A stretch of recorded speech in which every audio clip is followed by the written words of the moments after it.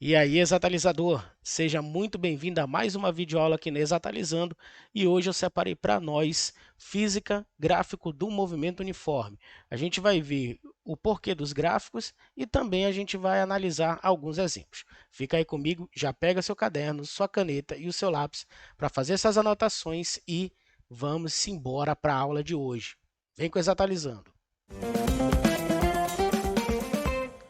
Então, exatalizadores, antes da gente começar aqui nossa videoaula, eu peço que você já deixe seu like aí no vídeo, ok? Para fortalecer o canal.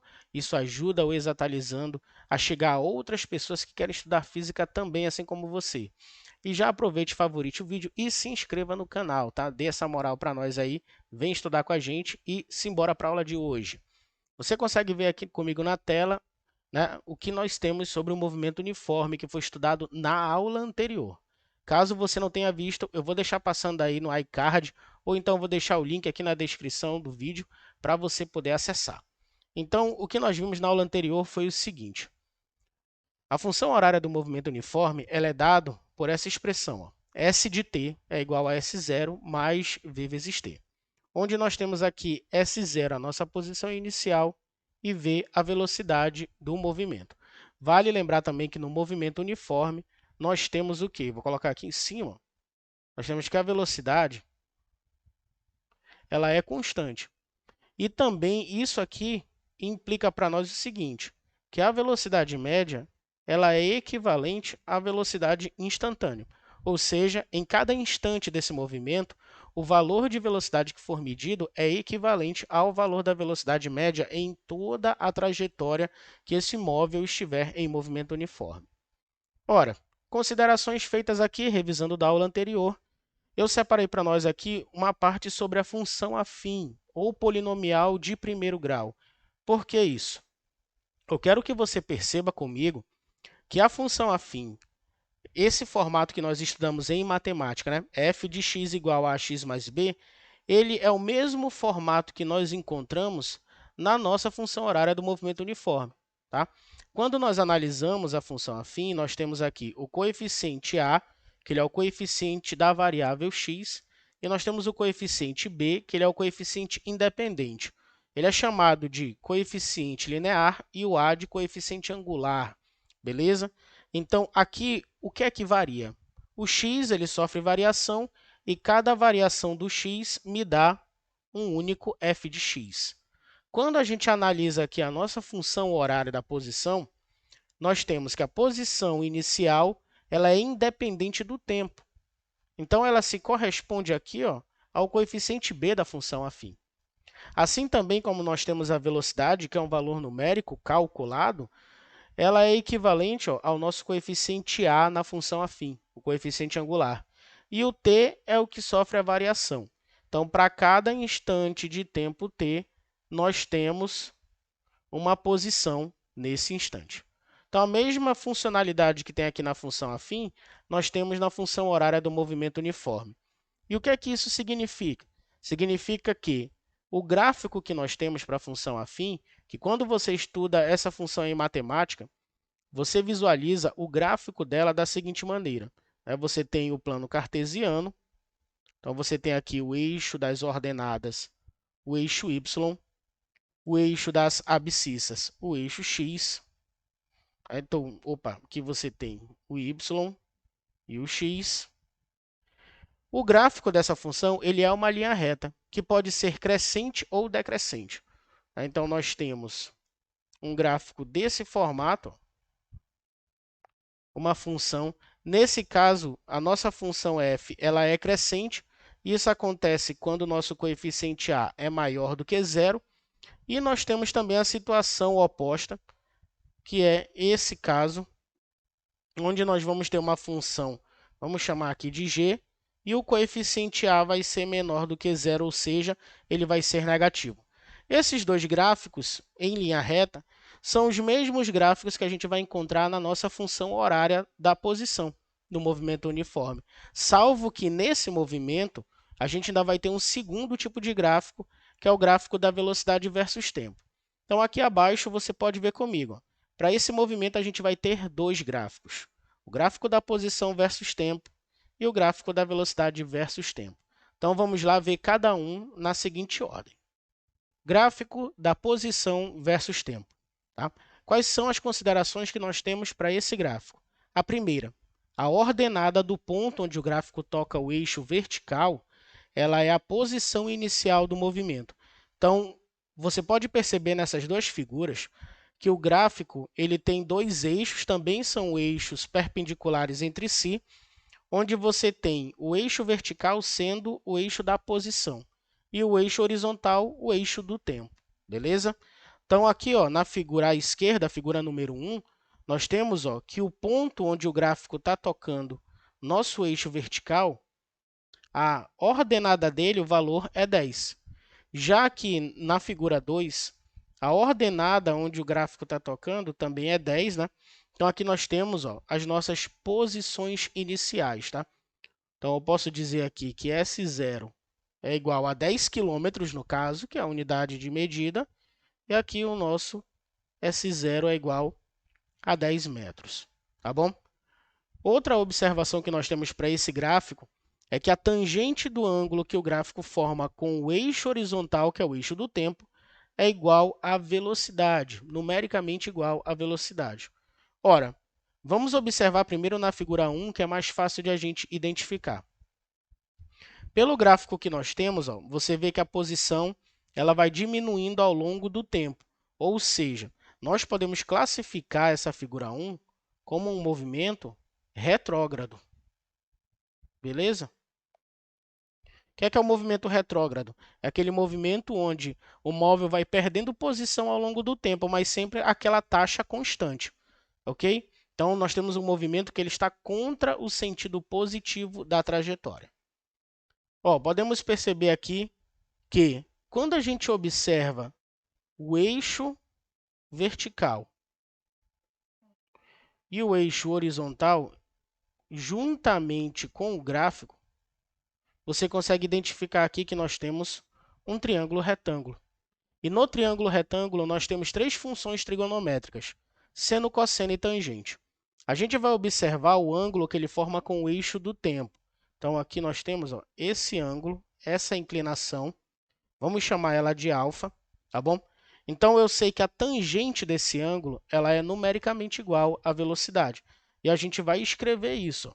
Vamos colocar. Então, eu tenho que a velocidade ela é igual à tangente do ângulo alfa. Só que você fica assim, professor, mas eu não sei qual é esse ângulo. Ora, mas você sabe que a tangente de um ângulo no triângulo retângulo é a razão entre o cateto oposto e o cateto adjacente a esse ângulo. Então, a gente vai escrever isso aqui. Ó. Nós vamos ter quem é o cateto oposto a esse ângulo. Aí você vai olhar aqui. Ó. Cateto oposto ele vai de 0 a 10, ou seja, você tem 10. Quem é o cateto adjacente? Vai de 0 a 5, né? Ou seja, 5. 10 dividido para 5, 2. E você consegue observar aqui ó, que nós já tínhamos a função que dá esse gráfico para nós, e que a velocidade ó, realmente é 2. E ela é negativa pelo fato de ser um movimento retrógrado. Então, numericamente, a velocidade é igual à tangente do ângulo. Ok? E você vê que esse 10, ó, o que é que ele é? Ele é aqui a nossa, ó, o nosso ΔS, nosso deslocamento, a distância percorrida. Tá? Então, você tem aqui ó, a posição inicial, a posição final dele, que é o 0. Então, isso é equivalente ao nosso ΔS, que é o nosso ΔT. O mesmo raciocínio a gente traz para a figura 2. Ó. Então, quando a gente observar a figura, né, você vê aqui ó, que nós podemos determinar um triângulo retângulo. Olha ele aparecendo aqui. Nesse nosso caso, por que eu não comecei aqui do eixo do tempo? Porque a posição inicial começa aqui em 10. Ó. Então, a minha análise tem que ser de onde começa, né, da posição inicial. E a posição final que eu estou considerando é a posição de 35 metros, que é até onde vai o meu gráfico aqui. Beleza? Então, a gente tem a inclinação. Vou chamar aqui de alfa também, né, para ficar bem semelhante ao caso anterior. Então, a gente tem velocidade é igual a tangente do ângulo alfa. Ora, mas quem é a tangente? É o cateto oposto dividido pelo cateto adjacente a esse ângulo. E o cateto oposto mede quanto? Olha só aqui.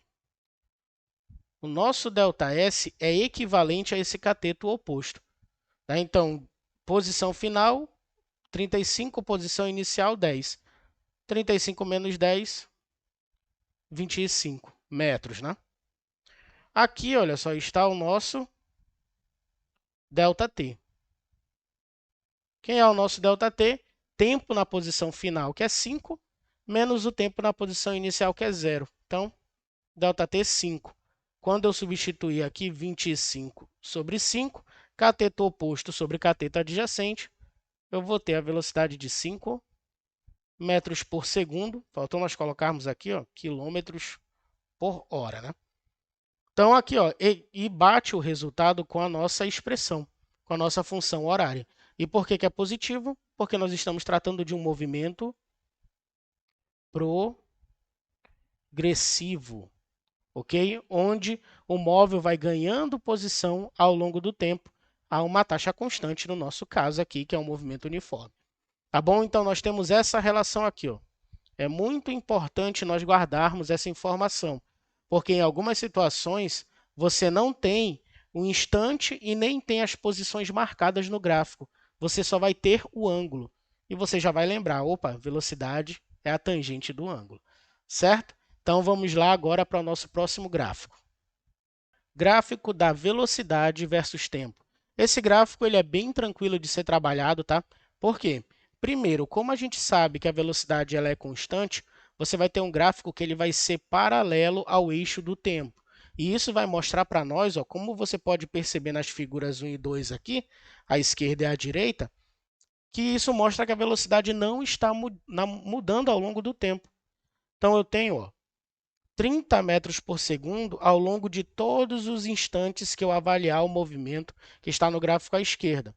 E assim também como eu tenho aqui no gráfico à direita, menos 20 metros por segundo ao longo de todo o tempo que durar o percurso. Tá bom?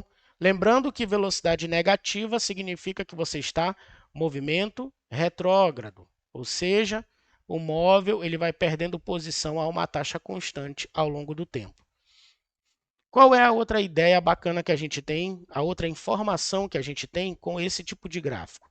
Nós temos que a área abaixo, no caso do progressivo, que está aqui, né, à esquerda, vou colocar só aqui abreviado, movimento progressivo, e à direita nós temos o movimento retrógrado, a área acima do gráfico é numericamente igual à distância percorrida.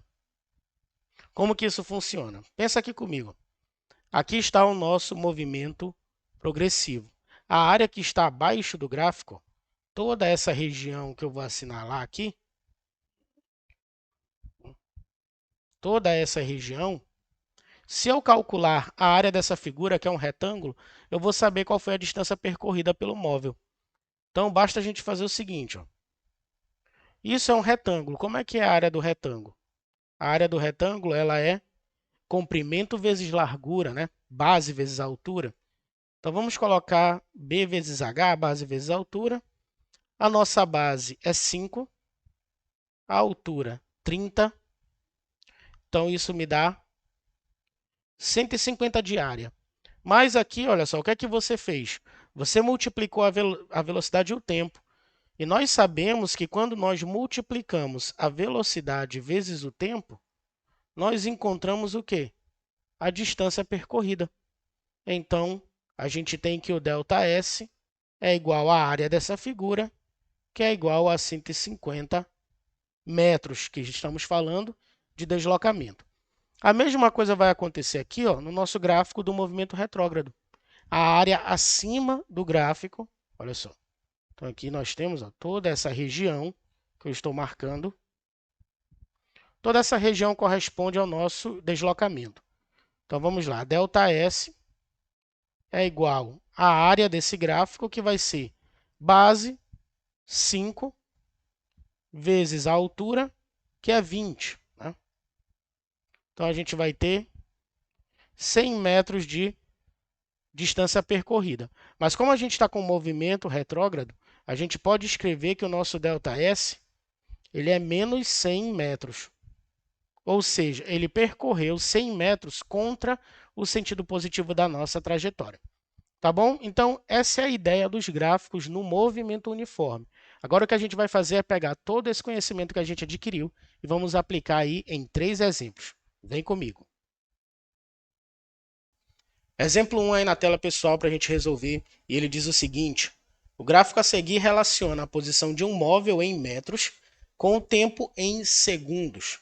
Assinale a alternativa que indica corretamente a sua velocidade média.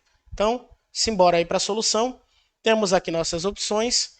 Você percebe que nós estamos lidando com um gráfico de posição versus tempo, tá? E o gráfico que nós temos, ó, é uma linha reta cuja inclinação dele, ó, nós podemos perceber é uma inclinação para a direita. Tá? Então, nós temos aqui a nossa inclinação alfa. Dessa forma que nós já enxergamos o nosso triângulo retângulo. Então, vou marcar ele aqui no nosso gráfico. Olha só o nosso triângulo aparecendo aqui.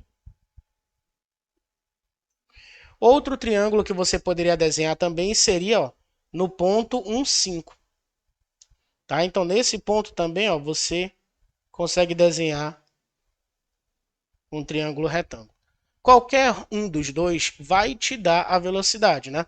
Nós vimos que a velocidade ela é igual à tangente do ângulo de inclinação com o eixo horizontal.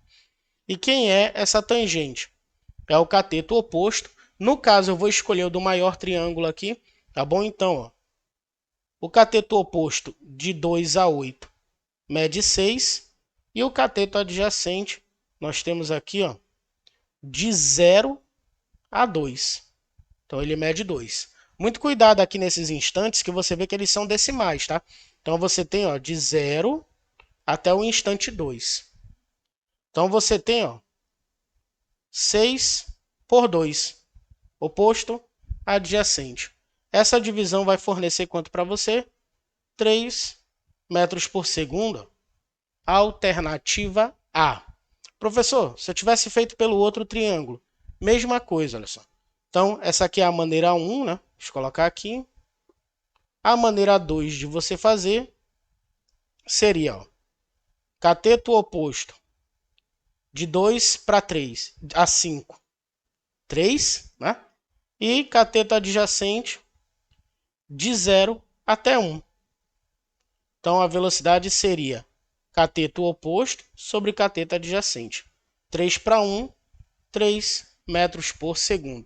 E mais uma vez confirmamos aqui a letra A como a nossa resposta. Como esse movimento é um movimento uniforme, não foi perguntado aqui, mas um acréscimo que a gente poderia fazer é escrever a função horária, né? Então vamos colocar aqui um a mais, S de t, ou seja, a posição uma função do tempo, onde eu tenho 2 metros com a posição inicial, mais velocidade, vezes tempo. Então, se fosse perguntado de nós qual é a função horária desse movimento, nós também saberíamos responder essa pergunta. Assim como também qualquer posição aqui dentro, porque eu utilizo essa expressão e encontro qualquer resultado. Beleza? Vamos lá para o nosso exemplo 2. O movimento uniforme de um móvel durante certo tempo está representado abaixo, que é o nosso gráfico. Marque a alternativa correta, né, acerca desse movimento. Vamos lá. Aqui nós já temos, ó, um gráfico de posição versus tempo, onde nós não temos, ó, as posições e nem os instantes desse movimento. O que nós sabemos é apenas que a posição é medida em metros, o instante em segundos. Nós temos um gráfico desse movimento em linha reta, então aqui a gente tem um movimento uniforme, apesar disso ter sido dito, né, no enunciado da questão, mas nem precisava porque a gente é capaz de identificar pelo gráfico. E nós sabemos, ó, que a inclinação dele com o eixo horizontal é 45 graus. O que é que eu tenho com isso daqui? A velocidade. Lembra que a gente comentou ainda há pouco? Deixa eu pegar um espaço para nós. Ó. A velocidade ela é numericamente igual à tangente do ângulo. E quem é o ângulo que eu tenho aqui? O ângulo de 45 graus. Ora, qual é o valor da tangente de 45? é 1. Ou seja, posição em metros, instante em segundos, a minha velocidade é de 1 metro por segundo, alternativa D, a opção correta. Nessa questão aqui, era necessário, além de você lembrar da ideia física do movimento uniforme, você lembrar da tangente dos ângulos notáveis, né, no caso de 45 graus. Você tem uma técnica para memorizar essas coisas, né? Então eu tenho um vídeo aqui no canal também sobre isso, falando sobre razões trigonométricas no triângulo retângulo.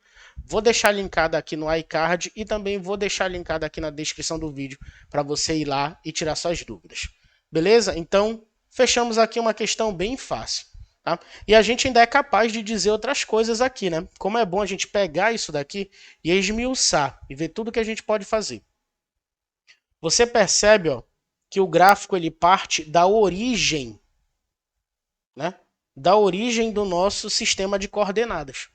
Então eu posso dizer, além que a velocidade é 1 metro por segundo, eu posso afirmar que a posição inicial desse móvel é a posição 0.